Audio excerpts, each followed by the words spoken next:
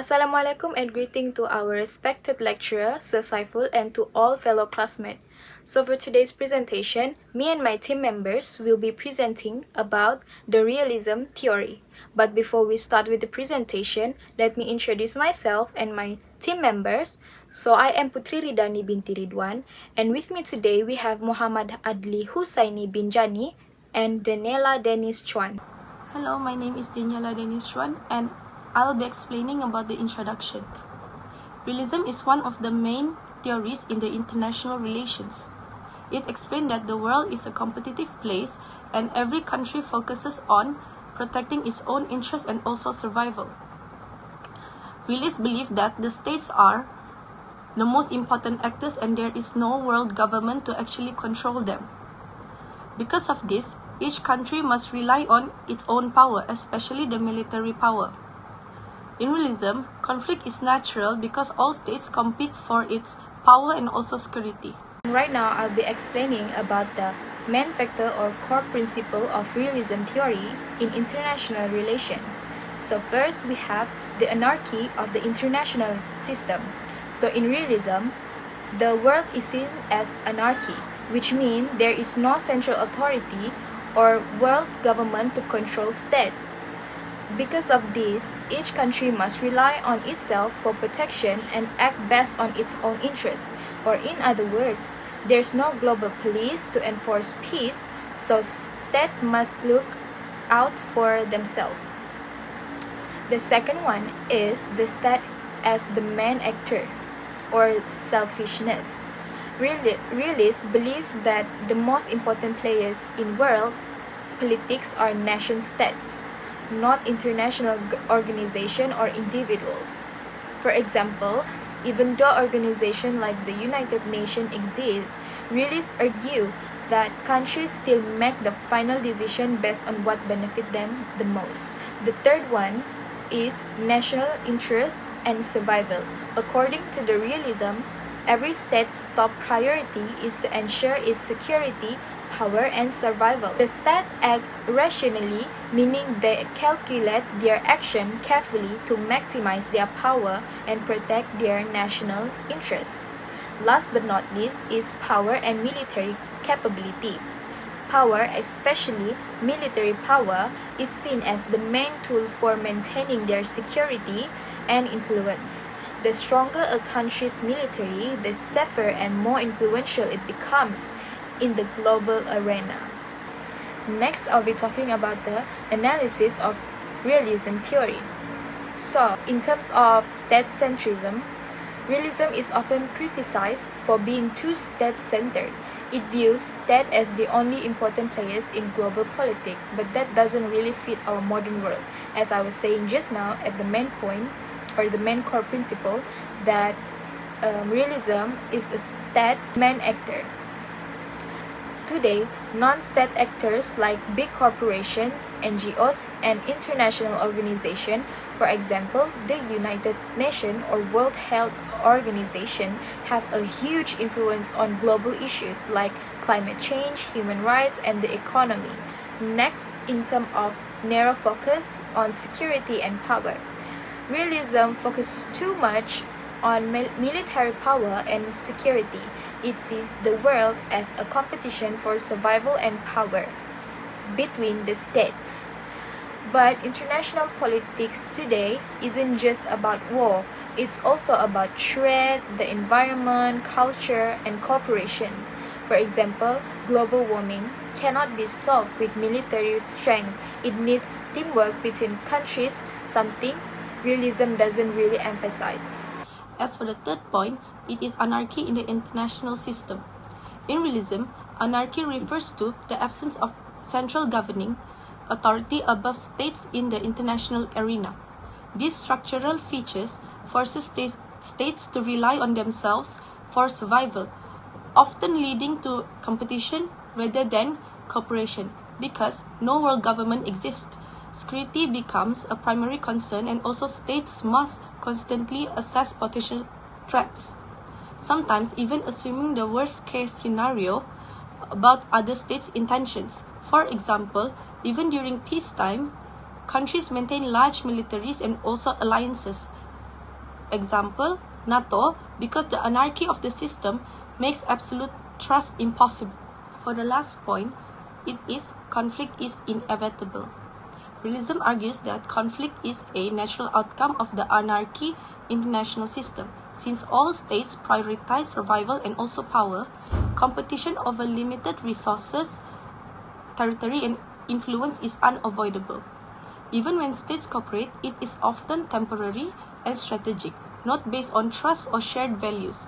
Cooperation can break down if a state perceives that it can gain relative advantage or faces a threat. Power struggles and also rivalries are intrinsic to international relations because states cannot fully guarantee their security and also must constantly safeguard their interests.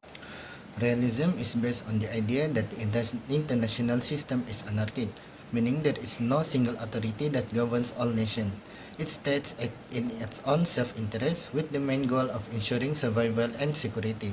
Realists believe that power, especially military and economic power, is the key to achieving this goal. The main thinkers behind this theory include Hans Morgenthau, Thucydides, and Kenneth Walsh, who emphasize that states are rational actors, always seeking to maximize their power in a competitive world. The first impact is power politics and balance of power.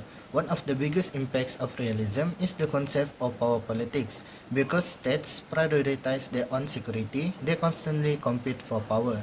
This leads to the balance of power system, where countries form alliances or build up military strength to prevent any one state from dominating others.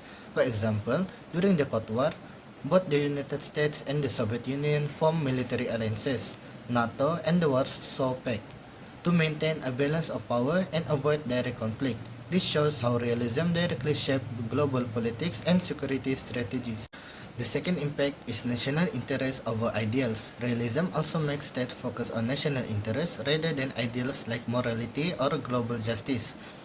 For instance, even though countries often speak about human rights or democracy, their foreign policies are usually driven by what benefits them strategically, such as access to resources, trade routes, or defense advantages. A modern example is how powerful countries engage in the South China Sea, not just for ideals but for economic and security interests. The third impact is conflict and military preparedness. Realism suggests that conflict is inevitable because of the struggle for power and the lack of higher authority. These ideas influences states to maintain strong military capabilities and prepare for possible threats. That's why nations invest heavily in defense system and intelligence, not necessarily because they want war, but because they need to deter others from attacking. For example, nuclear deterrence during the Cold War. The idea that both sides had enough nuclear weapons to destroy each other was a realist strategy that actually helped prevent the war. Last but not least, limited role of international organization. From a realist view, organizations like the United Nations or World Trade Organization cannot completely prevent conflicts. That's because states will only follow international rules when it benefits their own interests. So even though this organization promotes cooperation, realism reminds us that true power still lies in the hands of states. To conclude, realism has a major impact on international relations by emphasizing power and security, promoting balance of power politics, prioritizing national interests over global ideals, and also explaining why conflict and competition continue to exist among nations. Even today, the action of major powers from the US and China to Russia continue to reflect realist thinking. Realism may sound cynical, but it helps us understand how the world really works in terms of power and survival. For our case study on realism theory, I will be explaining how the concept of realism can be seen through vaccine nationalism during the COVID-19 pandemic. When COVID-19 first spread across the world, countries were desperate to find a solution. Once vaccines were developed, wealthier nations such as the United States, the United Kingdom, and members of European Union quickly purchased large amounts of vaccine doses. They secured supply for their own citizens, sometimes even more than what they need, while poorer countries were left waiting for months or even years to get access. This situation is known as vaccine nationalism, and it clearly reflects the main ideas of realism. According to realism theory, the international system is anarchic, meaning there is no global authority that can force countries to cooperate. Each state must act in its own self-interest to ensure its security and survival. In these cases, vaccine was seen as a form of national security. Protecting citizens meant protecting the nation's stability and government legitimacy. Even though organizations like the World Health Organization and COVAX encourage fair sharing, most governments prioritize the people first. This shows that, in times of crisis, moral values and global cooperation become secondary to national interests. Realism also tells us that power is not only military, it can also be economic or technological. Wealthy states use their financial and scientific power to dominate vaccine access, which increased their influence globally. Meanwhile, weaker states had limited bargaining power, showing the inequality of the international system. In conclusion, vaccine nationalism demonstrates that realism still shapes global politics today. Even in a health crisis, states behave according to self-interest and competition rather than cooperation. It proves that the pursuit of power and national security remains at the heart of international relations. To conclude everything, realism shows that the international system is driven by power, self-interest, and the need for security. States act mainly to protect themselves because there is no world authority above them. This constant competition helps explain why conflict, alliances, and also power struggles continue to happen in global politics. Realism reminds us that in international relations, survival and national interest always comes first. And that is all from us. Thank you.